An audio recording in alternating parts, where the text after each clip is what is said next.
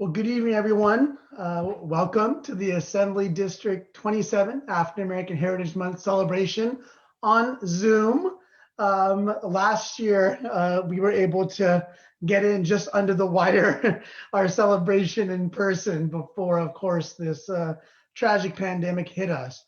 But we're not going to let this pandemic keep us from celebrating this incredible month in recognition of African American Heritage Month, but also to recognize some great leaders in our community. We absolutely do have the privilege, and I personally have the privilege of recognizing the impactful contributions that our African American community has made in the fight for equality, racial justice, and inclusiveness. And we're going to be recognizing community members that really represent the African American community in a very broad sense in terms of their experiences and contributions to our San Jose community and beyond. So this is the 5th year that I'm actually hosting this event, the celebration. It obviously looks a little different than years past, but I'm happy to see some of my friends here, including Honorees, that we're recognizing. And I know there's a number of folks that are tuning in, both here as well as on Facebook Live. And I know there'll be more people joining us over the course of this hour. Before, in a moment, I'm going to introduce Reverend Moore to welcome us, but I will say before I was elected to the State Assembly several years ago, I was honored to host the first African American Heritage Month flag raising ceremony at San Jose City Hall. And that happened because Reverend Moore came to me after seeing some other flag raisings. I did a Canadian flag raising, other council members were doing different flag raising celebrations. I did an Indian flag raising, and he asked me, hey, could we do this? And I said, of course we can. And so I give great credit because that tradition continues to this day. After I left the council member Chappie Jones, Vice Mayor Chappie Jones, took over that tradition in conjunction and in partnership with the Silicon Valley chapter of the NAACP. And so I want to thank Reverend Moore for that and offer the opportunity for Reverend Moore, who is the president of our San Jose Silicon Valley chapter of the NAACP, to say a few words of welcome to us this evening. Reverend Moore, if you can unmute yourself. I got to get all of that quick down, we get ready to go and everything. So yes, but thank you, Ash, for giving me this opportunity and for hosting this event and for having me in the presence of some of San Jose's most notary people that we have in our community. And a few words of welcome, I guess I would just say the Dope Man by Jay-Z said, blindfolded, expected to walk a straight line, mind-molded, taught to love you and hate mine. So when we think about the flag raising going up, it's about us learning more than anything to love ourselves as a people. That way we can respect ourselves. If you live in this system of white supremacy, you're either fighting the system or you are complicit. There is no neutrality to be had towards systems of injustice. It's not something you can just opt out of. It's something we all must live. And we all must see that after January 6th, the wound, the cancer in this country has been opened and made bare. And there is so much work we have to do and so many things that we must continue to move forward. One of the things I'll just skip real quick with NAACP, we're going to be supporting the CLEAR Act, Ash, as you know that you're writing, and we're currently getting a resolution together to push that across the state from the NAACP. Also working with ACA number 3, which is the attempt to remove involuntary servitude out of the Constitution of the California Constitution, and then hopefully move it to a national level to move and change the language of slavery in this country forever moving forward. Those are some of the big pushes that we have right now. And I just want to say right now that we have so much to go through and so much to do, but when we create an environment where it's all right to hate, to steal, to cheat, and to lie, if we dress it up as symbols of respectability and dignity and love, that's what Whitney Young says, it is to be equal. And so I just want to thank you for continuing to understand that the Black, the African-American, and the African people of the diaspora are all represented in this community and in this city. and we need to be recognized. Mhm. And we must somehow continue to deal with the racism that is found within our police departments. And that is something, Ash, I'm so proud to support you and work in that endeavor. And Thank I you. just wanted to do some terrible advertising right now. Is on the 25th, we'll be having the first Rainbow Coalition of the Black Panther. And actually, Huey Newton's wife, she will be making an appearance and an appeal there as we help try to get a bust of Huey Newton put up in Oakland and get the street, 9th Street, I believe it is, in Oakland, named after Huey Newton. And then we'll be going on the 25th, I believe it is, Beyond Words, Doing Action. We'll have Judge Henderson live and in person talking about, first off, how he met Dr. King, how he lost his first job because of Dr. King, and how he went on to change the penitentiary system as we know it in this country. And so again, thank you for having me. And I want to make sure we press that, we make sure the Democratic Party holds true to its promises to raise the living wage across this nation to $15 an hour. Also, we want to make sure in that package that we have child care, child dependency care tax credits. And as you said, truth forever on the scaffold, Rome forever on the throne. Yet the scaffold will sway the future, and behind the dim unknown standeth God within the shadow, keeping watch above his own. And God is watching over us. He still sits high and looks low. Thank you for having me, and God bless everyone. Thank you. Wow, Reverend Moore. It's always great to hear from you, and I'm especially appreciating your mixing in rhymes and and really connecting with all of us in a way I think that's more powerful than ever. And so I want to appreciate you, and I want to speak for a second about what Reverend Moore was talking about, and we all know what we've been going through over the past year, both in terms of the pandemic, but obviously after the murder and the torture and murder of George Floyd, Breonna Taylor's murder, Ahmaud Arbery, and so on. So many took to the streets, and we'll be introducing someone in that vein in a moment, but so many took to the streets, not just within the Black community, but allies around the country. And in that vein, this past year, I introduced the Racial Justice Act, which was signed into law. It's historic. We're the first state in the nation that now allows defense attorneys to challenge arrests, the actual conduct in the trial, conviction, and sentencing based on racial disparities. And Reverend Moore and so many others in the community were there as we marched that bill forward.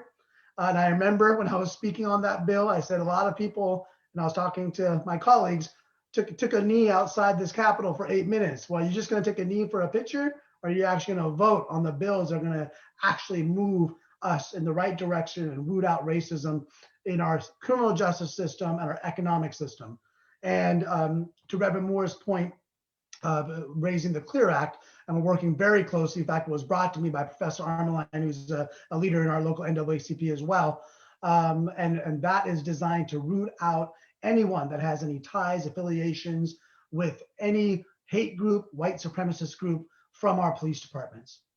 And so we have known, I mean, the FBI has known for years actually, that there's been an intentional effort by white supremacist organizations to infiltrate law enforcement. But now, after what we saw on January 6th, and now it's all the off-duty police officers that were there and military, and now even some of the Capitol police officers being investigated, it is, as Reverend Moore said, laid to bear. It's in front of us. So we can either ignore it, or we can say, you know what, this is unacceptable, and we're going to do whatever we can to root that out.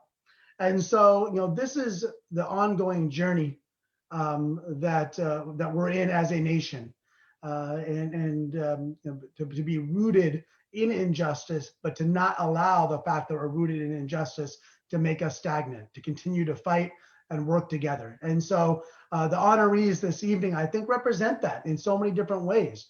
The fact that you can look at our history and our present and know that if you're Black in America, if you're Black in California, if you're Black in San Jose, you have an uphill battle, but it doesn't mean that you stop battling. And so with that, I would like to move on to our honorees, and to recognize them. It's always the best part of our events. Although I will say that we ordinarily will have us come together in each other's presence and enjoy good food and company. So we'll have to save that celebration for later. Right now, though, we are in each other's presence, whether it's electronic, online, or otherwise. And I just want to Okay. say before recognizing our honorees that I do want to send my condolences and respects to Judge Sharon Chapman. She was our very first legacy honoree at our very first event that was actually hosted at the African American Community Service Agency. She was a giant, a mentor of mine, and I know we're all going to miss her very, very, very dearly. But I just want to make that recognition of one of our past honorees who gave so much for so many years to our community. So let us move on to our honorees, starting with our Leadership and Advocacy Award. And the honoree is Derek Sanderlin. And I want to speak for a moment about Derek, for those that don't know Derek, and you see a little bit about him there with that beautiful picture. So Derek is an artist, musician, and community organizer. And in 2016, he started volunteering with the local PICO Federation, PACT, People Acting in Community Together. And he was part of the beloved community team fighting for increased police transparency and accountability. And the team joined a coalition that won SB 1421, a transparency law that requires police departments to release records of officer misconduct. And I remember I've been to some of those PACT actions and the beloved community actions, and Derek has always been a critical part of working together with the community and law enforcement to really educate on how we can improve our community. And he also shaped the priorities. And this is important, for San Jose's Measure G. We vote on all these measures all the time. We don't always follow up. Okay, what's actually happening with those resources? And that measure actually strengthened the role of the independent police auditor's office in police misconduct cases and assisted in implicit bias trainings led by the community for the San Jose Police Department. So not only was he a leader in ensuring that measure got passed, but making sure that components of that measure were relevant in actually improving the quality of policing in our city. He's now organizing with Sacred Heart, co-leading the Committee for Racial Equity and Community Safety. He most recently also joined the efforts of the San Jose Unified Equity Coalition, whose mission is to reimagine safety across the district and reallocate funds previously used for sworn police officers towards student support positions and resources, restorative justice practices, and a district-wide safety plan led by the community. The proposal has been lovingly named the Derek Sanderlin Resolution to defund the police in light of his attempts to de-escalate police violence during the George Floyd Breonna Taylor protests in downtown San Jose last summer. He's a proud Mayfair resident alongside his partner, Kayla, both of whom are padrinos to two wonderful girls, as you see.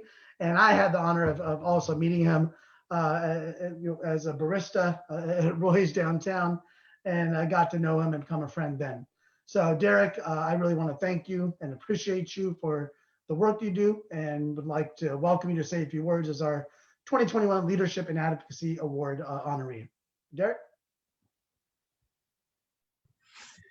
Thank you so much, Ash. I really do appreciate the opportunity just to be in community with you. As I mentioned before, little do you know, Ash Kalra, our assembly member, made his way to all of the awardees tonight and passed on the resolution. So I got to hang out with him for a second and just appreciate being in community with you, brother.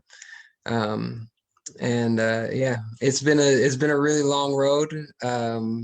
It's not every day that one expects to receive recognition for the work that they've done, but I know that I stand on the shoulders of so many others who have come before me, who are standing or sitting around me.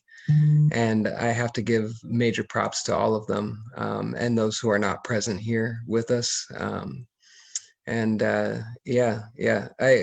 What came to mind, which I'll leave y'all with, is just this immense feeling that that this award is not mine, but it is a award that belongs to the community. And so, as Ella Baker says, you know, lift as you climb. Strong people do not need strong leaders. We are successful when we are obsolete. And so I hope one day that I can blend into this great cloud of witnesses and join y'all in celebration when we've won our many fights. Thank you so much, Derek. It's just great to see you. It's great to see all of you. I haven't seen you in a while, but thank you for the work that you do, and especially being a role model and mentor for a younger generation that is not just waking up, but they're speaking up and standing up. And I think you are a prime example of that. And for that, I'm very grateful. So thank you, Derek. And we'll move on to our second honoree. And I'd like to recognize Mary Noel for our 2021 Leadership in Education Award. And, you know, Mary is literally, I think we have, if we can switch the picture out, we have Chris who will be coming up soon. There we go. And so Mary's literally a neighbor of mine. You're all my neighbors, but I could probably walk out my door and be at her front door in 2 or 3 minutes. She's like she's right over here in the same neighborhood. And it's been great being a neighbor. And she's someone that has represented our community as a former Oak Grove School District board member. Now, I went to I was Oak Grove School Board or Oak Grove School District alum. I went to Haynes Elementary School, which is right down the street here.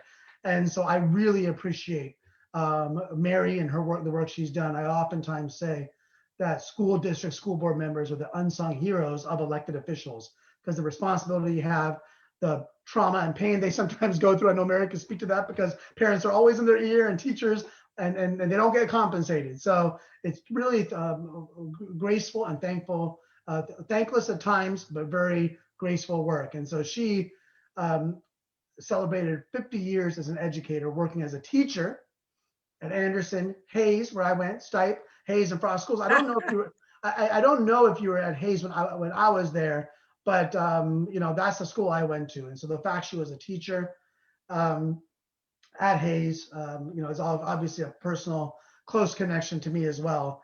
And she was a vital member of the Oak Grove School District even before being a board member. Most prominently, Mary served as member of Allied, African American and Latino Leaders in Equity Development, a superintendent cabinet level committee.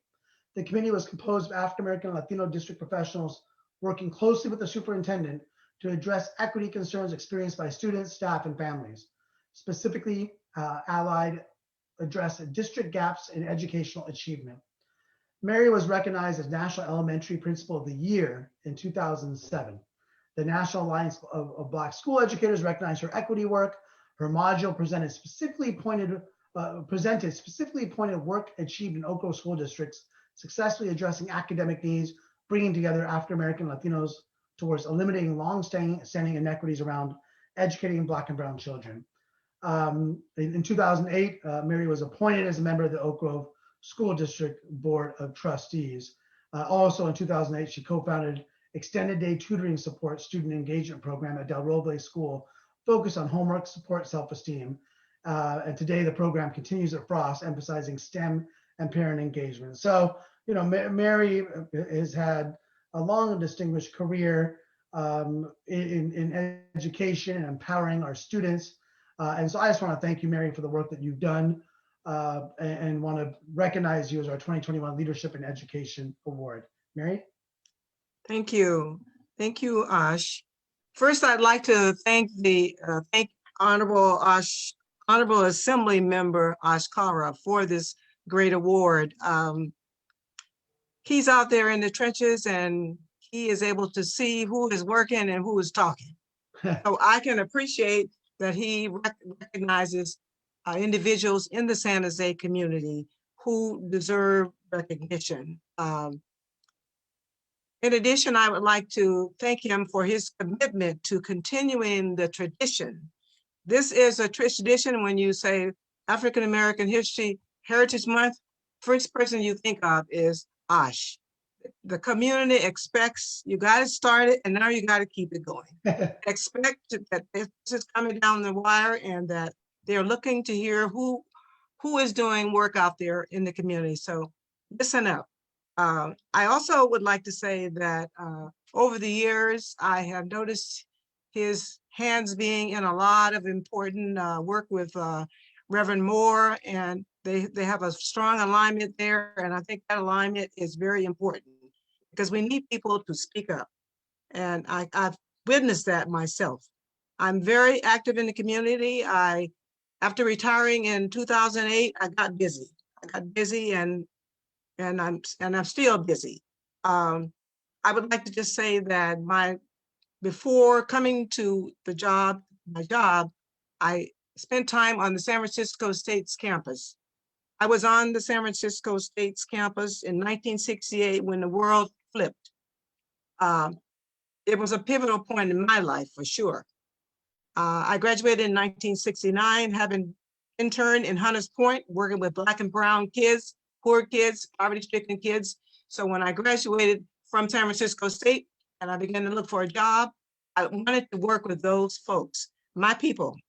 Having come from the South, segregated schools all my life, I had that energy built up in me. I had that tenacity. I wanted to teach my folks, to give them all that I had. So I came to San Jose City looking for work. And I met a gentleman who was principal of a school, and he said to me, he says, I have work, I need teachers. And I said, tell me what's in your school?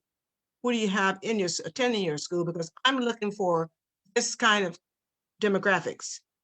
And he said, well, Mary, I don't have those kids in my school. And I said, well, let me think about that. And he said, well, I want to push back, Mary, on you. He said, I think the white kids in the school need to see you in that classroom. The white parents need to see you in that chair wearing that title. And being a white man, he says, and I need to see you on my staff. So I'm asking you, would you consider to take this position? And at that time, I gave it some thought. And he says, I can appreciate your energy, your spark. And I said, well, let me think about it. And I thought about it overnight. And I said, I've got a long career ahead of me. I was just coming out of San Francisco State. So I thought I will take this position. And that position was in Oak Grove School District. And I found a home there. I enjoyed the challenges. The situation was, it's a very diverse district. One school has 60%, and some schools don't have very many brown and black kids, which is what I was looking for. But I thought to myself, I've got a long career ahead of me. I will get that situation one of these days because I will be around for a long time. And as you can see, I have been around for a long time. So that was one of my real defining moments in the field of education. As Asha said, I did go on to win those wonderful awards. We became an equity-driven district. If you know anything about Oak Grove, our superintendents, I worked with 5 different superintendents, and they were all equity-driven. So as an administrator, we got a lot of equity training, a lot of pedagogy training and pedagogy around equity, and it has paid off for me. And I've done some travel up and down the coast of California, doing workshops, going in corporate world, as well as going to universities, carrying the message. I'd just like to say also that in my work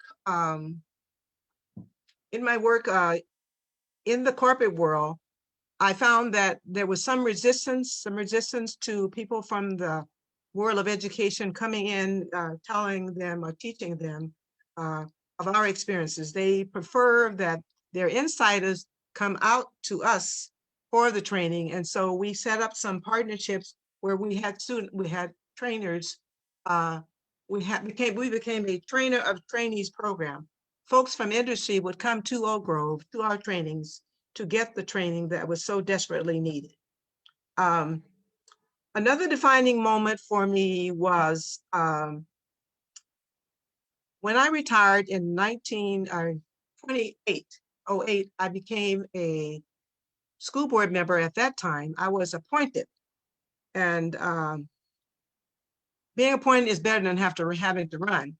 But I stepped into some pretty high boots there, because the lady that I followed was a 25-year veteran, school board veteran.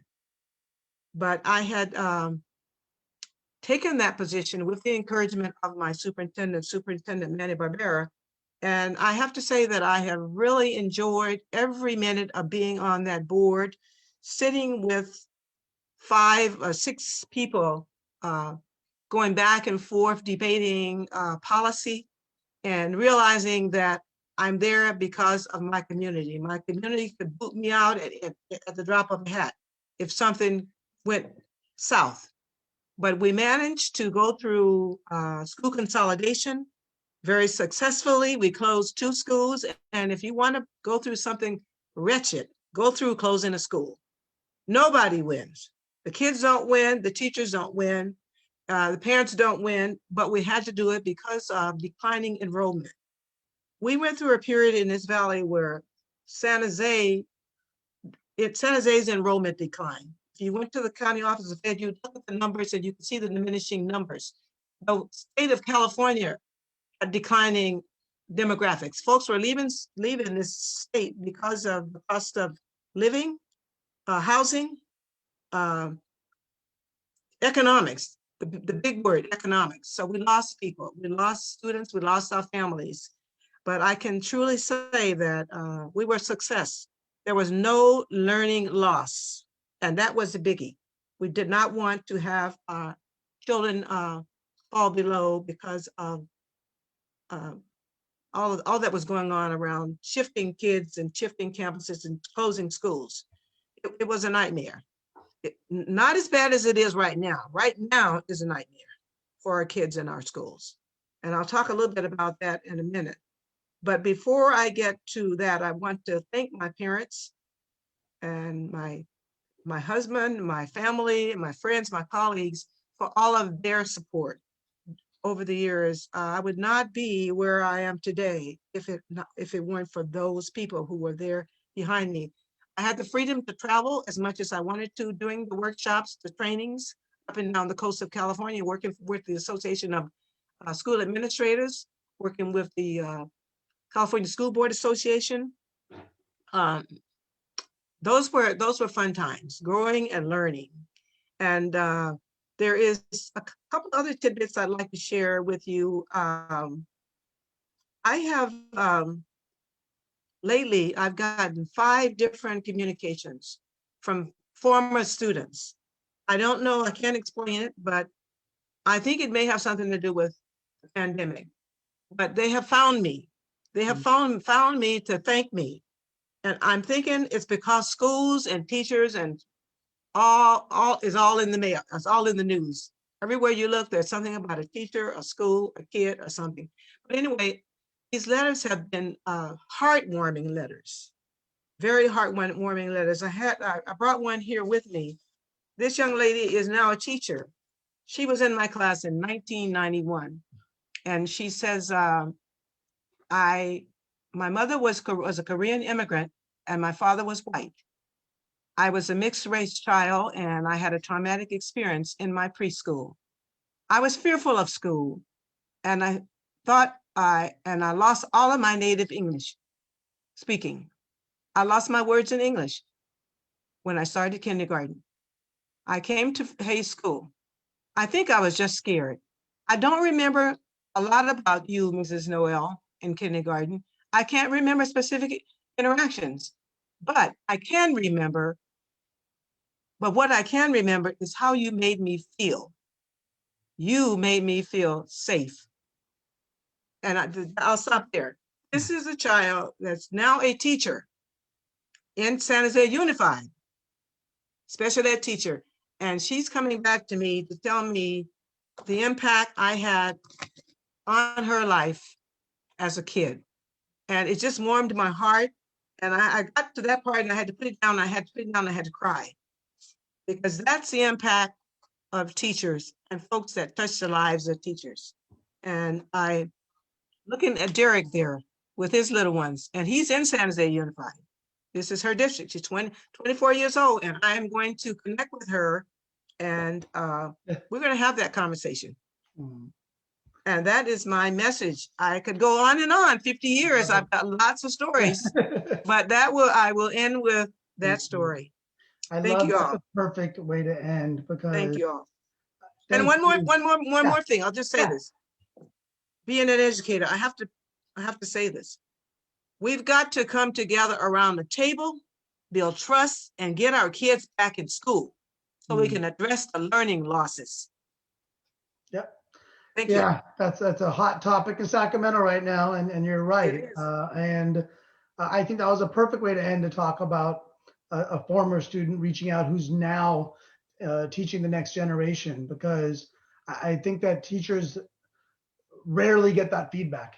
I think you have an impact on literally thousands of children who become adults and go into the world, and you don't even recognize it. And so to get that feedback, I love the fact that you got some letters, because oftentimes teachers don't hear that. And so I think that's a great example. And I think others, especially those that are listening, thinking about what they may want to do with the rest of their lives. I mean, teaching is something that it gets those intangible rewards that you can't quantify. And I think that's a great story to end on. So thank you, Mary, so much. And thank you. Appreciate you for everything you've done. Looking forward to meeting you, rest of you. Yeah. We'll get together. Okay. And I'll buy you all lunch, okay, so we can have that meal together. And so I do want to recognize some elected officials who have joined us for this evening's event. We have our council member representing downtown San Jose, Raul Perales. So thank you, Raul, for being here. San Antonio County Board of Education member, Peter Ortiz. I think he's routinely at all these events that I put on, along with Brian Wheatley, who also attends so many of the events and community meetings I put on. And he's with the San Jose Unified School District, a board member there, Brian Wheatley. And I want to do a special thank you and welcome to Beja Gonzalez of the Oak Grove School District. And she took Mary Noel's spot on the school board. Big shoes to fill, but I have full confidence in Beja and her ability to be able to do that. And she has a great role model to follow in Mary Noel. So I want to thank all of them. And then certainly if there's any other elected officials, feel free to mention it in the chat, and I'll be sure to give you a shout out as well as we move on to our next two honorees. And so next I'd like to recognize Chris Patterson Simmons for our 2021 Leadership in Business Award. And so let me tell you a little bit about Chris. So Chris is a small business owner in San Jose and owns New to You Thrift Boutique LLC, and co-owns the Urban Kiosk, both located in District 3. She's also a trademark jewelry designer of CP Simmons Designs. Chris is the first African-American woman to be president of the East Santa Clara Street Business Association, in which she was elected in April 2016 to the president. And that's actually a very important business association. East Santa Clara Street is one that not only faced a lot of issues with during the time, especially with the bus rapid transit, a lot of the businesses were closed. So Chris's voice was critical in that, but also right now during the pandemic, as so many of our businesses are closed. Well, we just announced we're giving $2 billion in small business grants out to small businesses, and it's folks like Chris that are going to be the ones to make sure that those small businesses that are oftentimes left out of conversations know about how they can access resources. She's an active member of the Community Working Group, which is steered by the VTA's BART Silicon Valley Phase 2 Extension Project, and is also a member of the VTA's BART Phase 2 Small Business Task Force. And BART coming to San Jose is a great thing, but we want to make sure that the small businesses that are there now aren't displaced and are able to take advantage of that influx of business and people coming into our community. And Chris being a voice for that is critically important. She was selected to be a committee member of the Greater Downtown San Jose Economic Recovery Task Force by the Office of Councilman Raul Perales during this unforeseen pandemic, as I referenced. And she was most recently appointed as a member of the Small Business Focus Group Parking and Transportation Demand Management Committee for the city of San Jose. All those roles are critical for small businesses, and especially for minority-owned, women-owned businesses. Chris is able to bring that unique voice. She has resided in San Jose since 2006, and she's married to Tech Sergeant Keith P. Simmons, who's a retired veteran, and a mother to Richard Morgan. And I also had a chance to meet one of her grandsons earlier today. And so I want to really thank Chris for her leadership and recognize her, Chris Patterson Simmons, for our 2021 Leadership in Business Award. Chris, please say a few words. Thank you so much. First, giving honor to God, who is the head of my life. Assemblyman Ash, thank you so much. It was so good to see you. And I did remember where that business that was, I think in 2012, it was Hastings Solutions. Oh, yeah. When they first came to our city, and it was an event at the Rotunda. And they did bring jobs to our city. And I actually invited myself to be there and was actually able to meet some of the head people, because I wanted to know, what jobs are you really bringing? What are you going to do in our community? And so, and I do thank Raul Perales, though, because anything that I've ever done, he's always been a good supporter and just very, very instrumental in what I want to do, you know, and allowing me to have my voice. And I think it's imperative for people to have a voice. And like I shared with you, we're shut in. We're sheltering in place and all that good stuff. My businesses have been closed since March. And everybody said, well, how come you're not open? How can I'm going to be open when God tells me it's time to open. I'm not ready to die.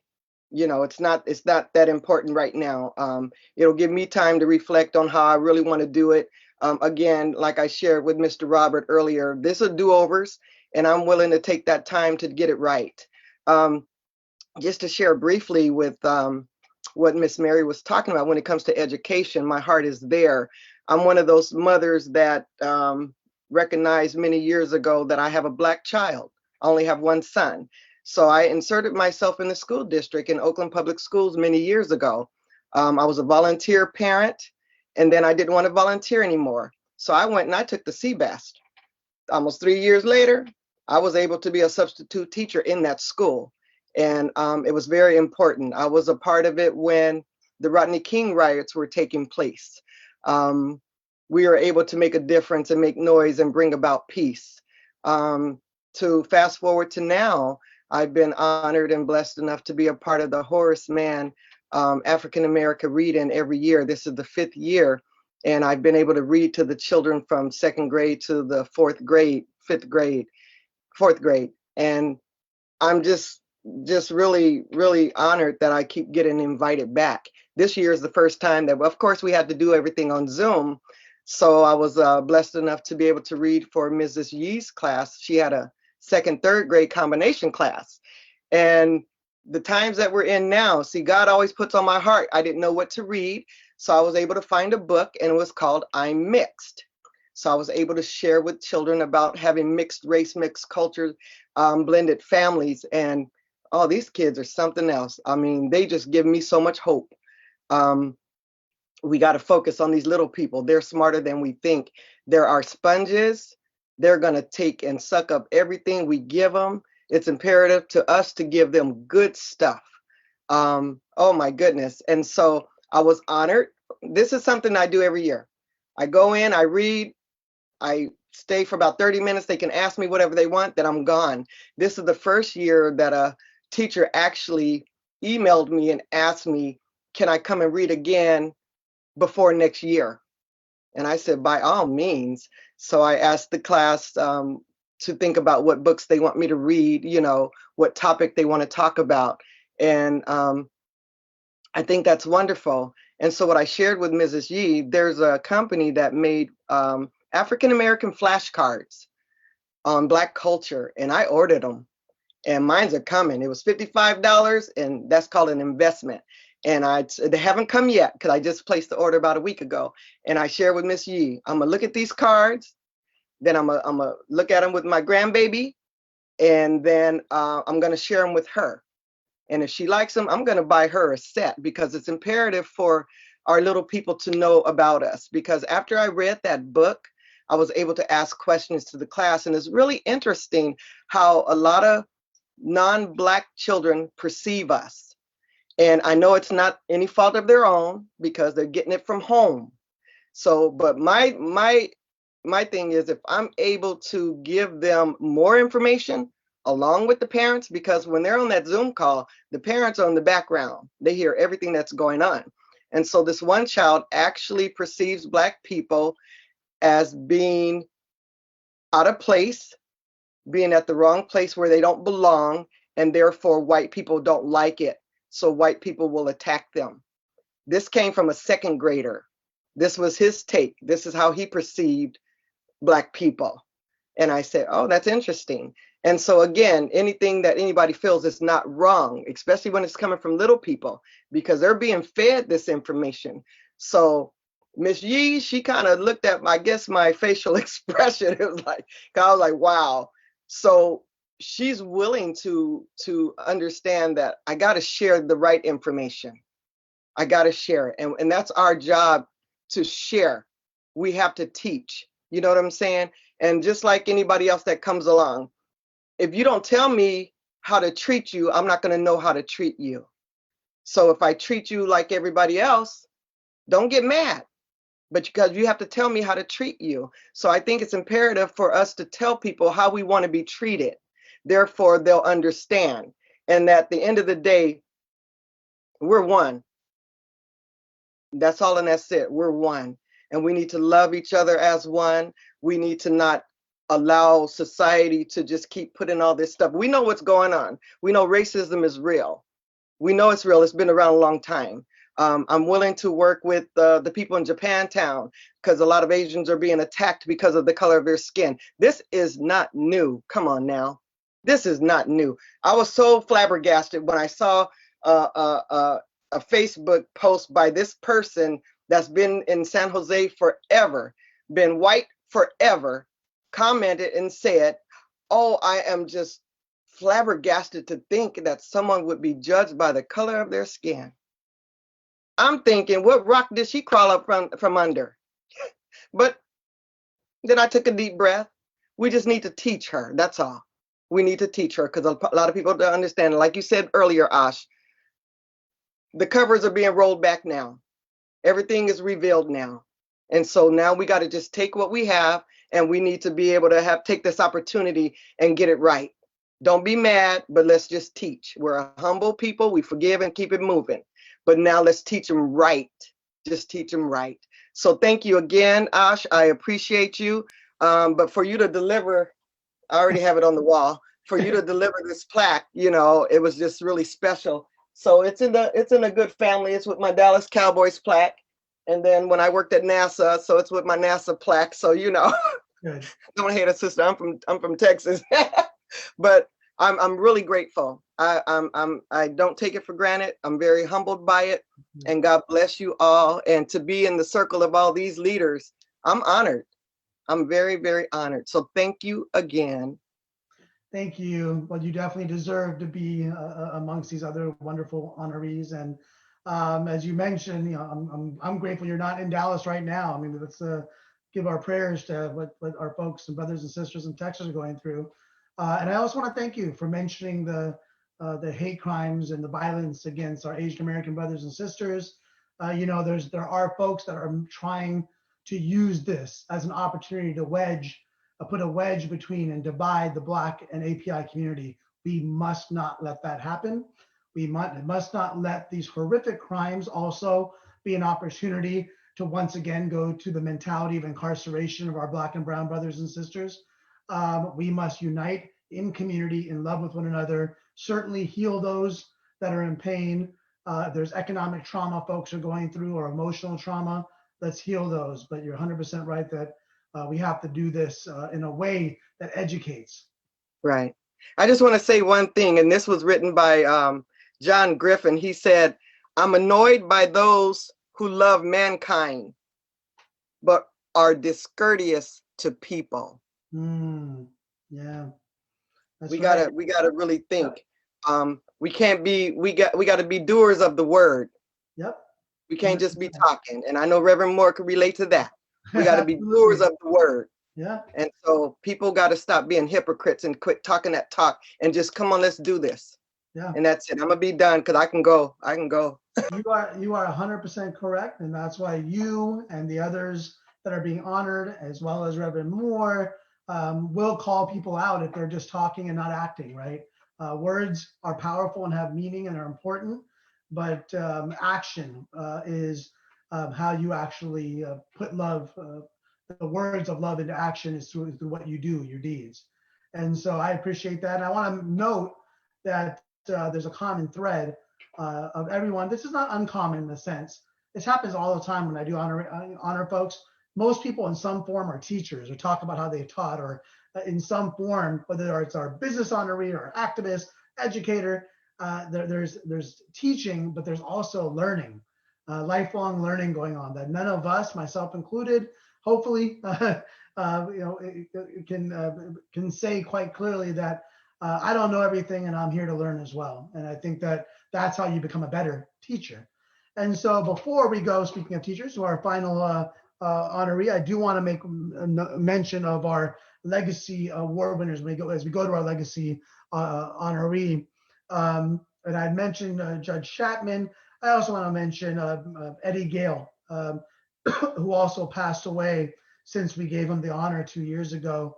And I had the great privilege of being able to join him for lunch at Backyard with his wife, and my father was there. And when someone passes, you have an extra, you cherish those moments even more, right? And he was a teacher of jazz to our community. And so much love and respect to Eddie Gale.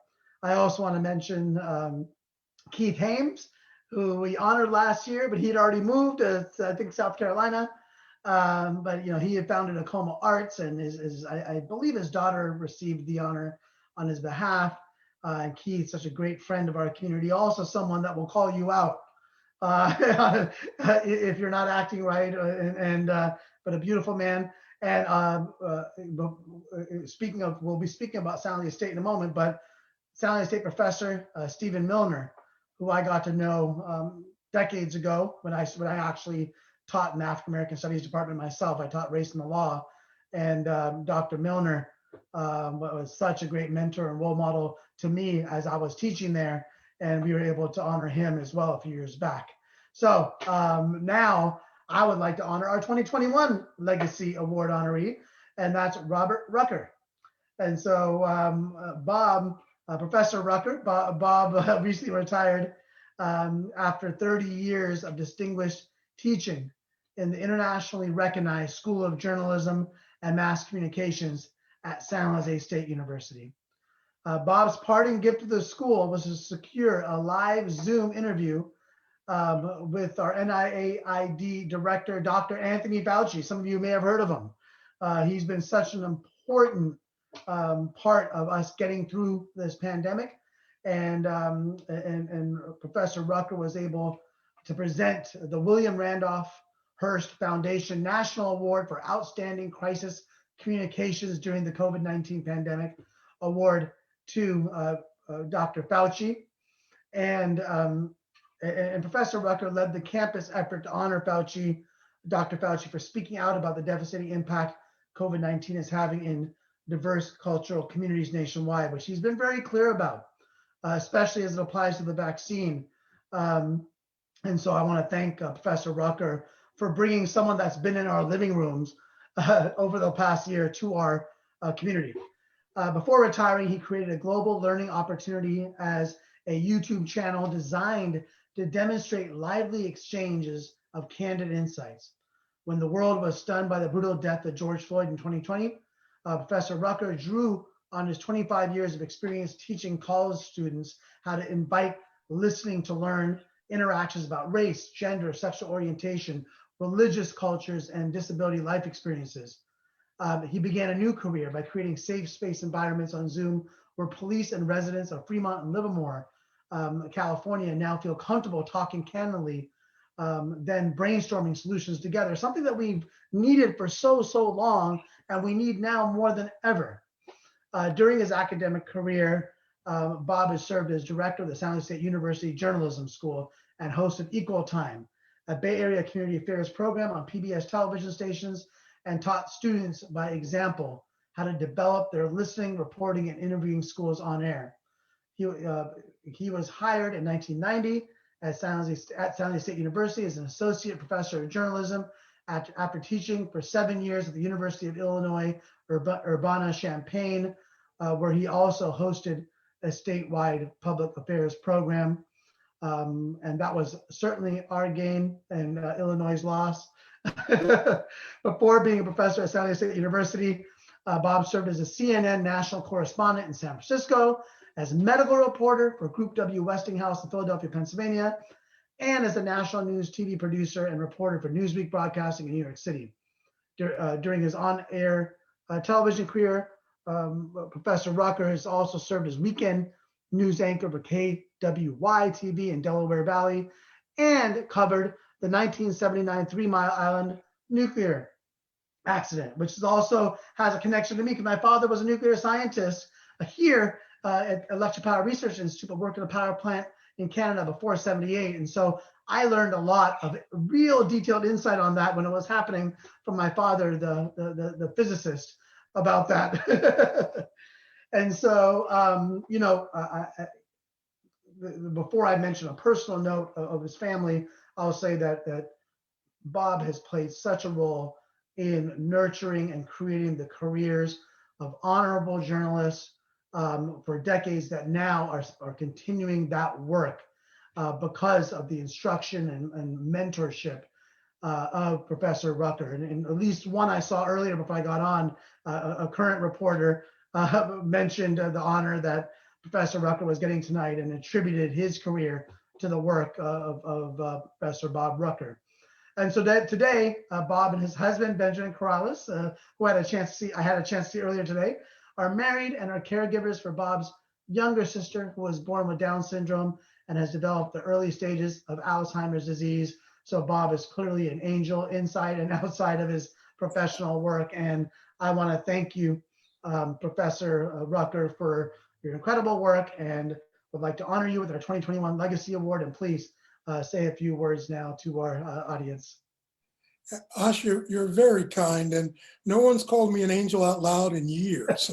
Thank you so much for even saying that. I appreciate it. And to my friend from San Francisco State, we love you guys. We always enjoyed the competition with San Francisco State. And to all the honorees, wow, I'm honored to be in your company. I tell my students when I was teaching, when you rise to the occasion of being with people of greatness, remember, earn your way there and then respect the people with you. And I thank you for everything that you've done. And Mary, you've given me an insight. I'm 2 months out of retirement now, just started. So now I know I've got things I got to get done. I will keep busy. I want to tell everybody just a little bit about my background, and you'll get to see my personality come through. My students tell me that I was one of the few teachers on Zoom that actually made it work. And it's largely because I like looking at your faces. I see them now. And I see the enthusiasm and the desire and Ash's determination to celebrate us, which makes us all feel very good. I do want to thank all my family and friends and colleagues around the country who are watching this tonight, thanks to the invitation that Ash has given us. And I also want to thank my family. My family in Georgia, North Georgia, are a major part of who I am. And my mother and father both grew up there. And you must know this, we are very religious oriented as a culture and as a family. My mother was Baptist, my father was Methodist. They moved to Chicago after they got married, and they found the best school system was the Catholic school system. So we were all baptized Catholics as children. My parents had 12 children, but only 3 of us survived. And of the 3, I'm the only boy. And I know tonight my mother would be saying, wow, look at my one little boy. He always told us he was weird and he was going to do weird things. And he wanted to go out there and do other stuff, not stay in Chicago like everybody else was doing. And that's exactly what I did. So I traveled around the country. And then at the age of 29, something of a reality check, I had a heart attack while working for CNN. And I was forced to rethink my life and what I was going to do. And I remember when I was a kid, my mom told a story that in our house, I used to go out in the basement and put the chairs together and line them up with teddy bears, and I would teach them. And she said to me, why don't you be a teacher? You studied that in college, why don't you do it? I said, okay. And that's how I got started in the collegiate world. I must say that I am impressed that my life turned out the way it has, because I loved being on television. I absolutely enjoy talking to politicians and I've met Pope St. John Paul II on live television, interviewed him. I've done a bunch of things that I'm very proud of. But the thing I'm most proud of is that I had a chance to talk to everyday people, find out their needs, and try to do something to help them, and particularly in the African American community. Far too often when I was a kid, growing up in Chicago, first in the ghetto, then moving to the South Side, we weren't expected to accomplish much. And we were even told so by some of our teachers. But I will say this about my Catholic faith. The nuns were very good about teaching us what God has intended for you has nothing to do with what we think. And I kept telling myself I was going to do these things, even though I was getting C's and D's in English and had to work on my writing. I did that in high school, and I had a wonderful high school teacher in speech and English communications named Hal Ross. He's passed on, but Hal was one of those guys who would push you hard with a smile and make you feel like you're the greatest thing in the world. Now get to work and get those things done. And I remember he called my parents in one day and set them down, and he said, this young man has the ability to make a living with his mouth. He can communicate. And they thought that was strange because I grew up with a lisp. I grew up with stigmas, very much like President Biden grew up with. But I worked through it thanks to Hal Ross. So I'm thankful to him tonight that I'm sitting here talking to all of you. Leaving teaching after 30 years wasn't that hard, but it was challenging. I miss the engagement. I miss talking to people every day about what's going on and why and what's the history behind it and where they can go and find out more resource information about topics. That part I miss. The faculty meetings, the grading, not so much. What I've decided to do here in the earliest stages of my retirement is to engage the public about race and racism. On my YouTube channel, you'll see some of the efforts we had last spring or last fall. I brought in from Fremont an African-American police captain named Sean Washington to talk about the Black Lives Matter movement, and in particular, the protest they had there last summer, where there was a confrontation with the community. And the police lined up outside the city hall, and the crowd came in and they were chanting, and it was intense. It was right after George Floyd. And this police officer told me in one of our interactions when talking about racism, there was a little girl in the group of protesters, and she was crying. And his instincts as a man, as a human being, as a child of God, was to walk over to that little girl and to comfort her. But he said spending time with her made him remember his daughter back home, and how what was happening in America because of George Floyd had to happen and has to continue to happen, and that the police must be held accountable when and where it's appropriate. And I say that because I have a lot of friends who work on the police force who are former students of mine. And we have some pretty straightforward conversations about what they are doing and what they are hiding. And I hope someday to continue to have more conversations on YouTube and engage people like yourselves to talk to me so that we can talk to the world. because YouTube is a wonderful place, a gathering place where we can inspire hope and light that flame of engagement. You're doing it, and I'm proud to be saying to you that I'm enjoying doing it as well. And my last thought that I would leave for you is, Ash, I'm used to giving awards. I'm not used to receiving them. So I said to one of my students last night in a text, I'm nervous, I'm scared, I don't know what to do. And he said, Bob, you just gave an award to the top medical professional dealing with this horrible virus. Now just smile and say thank you. So to Ash, I say thank you. I'm proud of what I've done, opening up minds over 25 years to be able to talk about race and ethnicity issues, gender, sexual orientation. Being Catholic and being gay and being loyal to Jesus is not that uncommon. And we talk about these issues because we're proud to do so. And I hope to be able to inspire others to do more of the same. Thank you for this opportunity. Well, thank you. You know, Bob, you're a great storyteller. Did anybody ever tell you should be on TV? No, never heard of it. Well, you're a natural, clearly.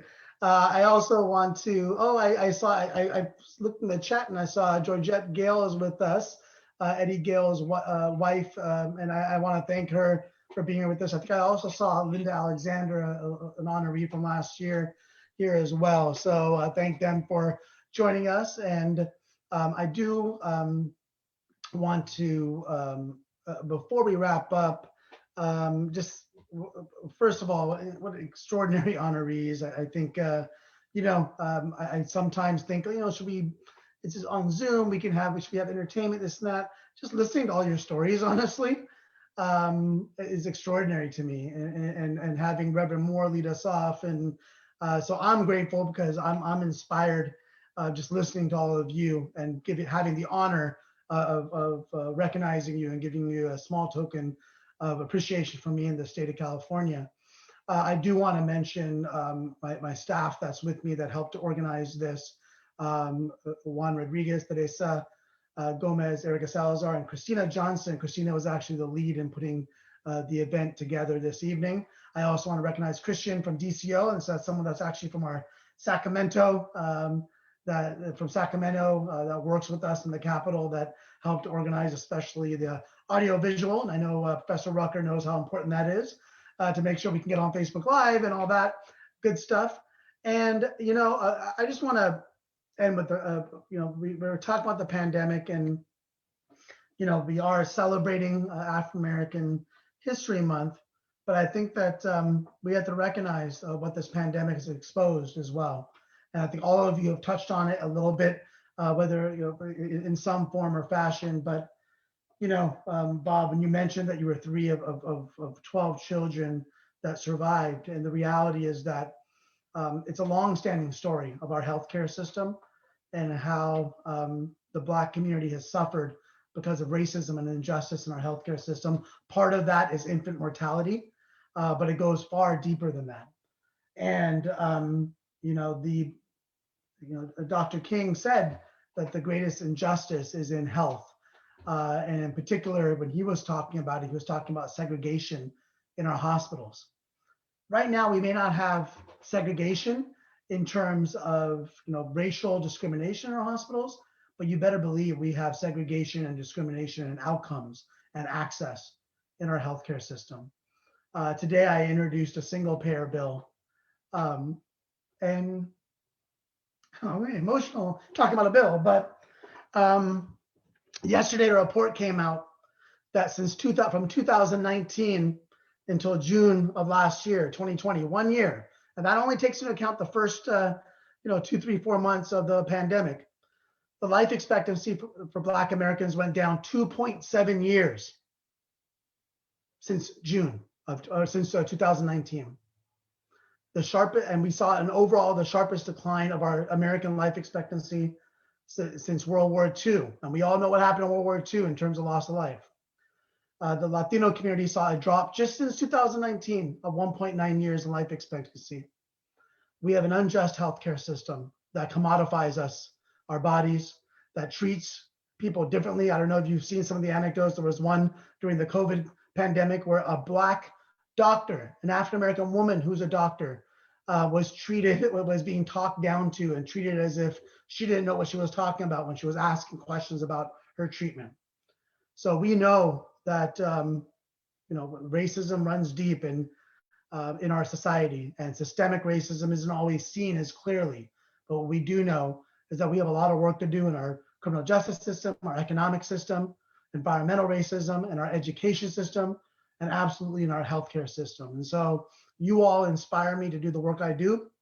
Whether I am successful or not, I know just fighting the battle is important. And so I want to thank all of you for inspiring me, for inspiring an entire community, for making it very clear that we have a long way to go in terms of racial justice, but we have a lot to celebrate too. And all four of you who we've honored this evening are reasons to celebrate. And let's not forget that. Oh yeah, there's a picture we're putting up of me going by to everyone's home. If we can, that was pretty fun to be able to see everyone today.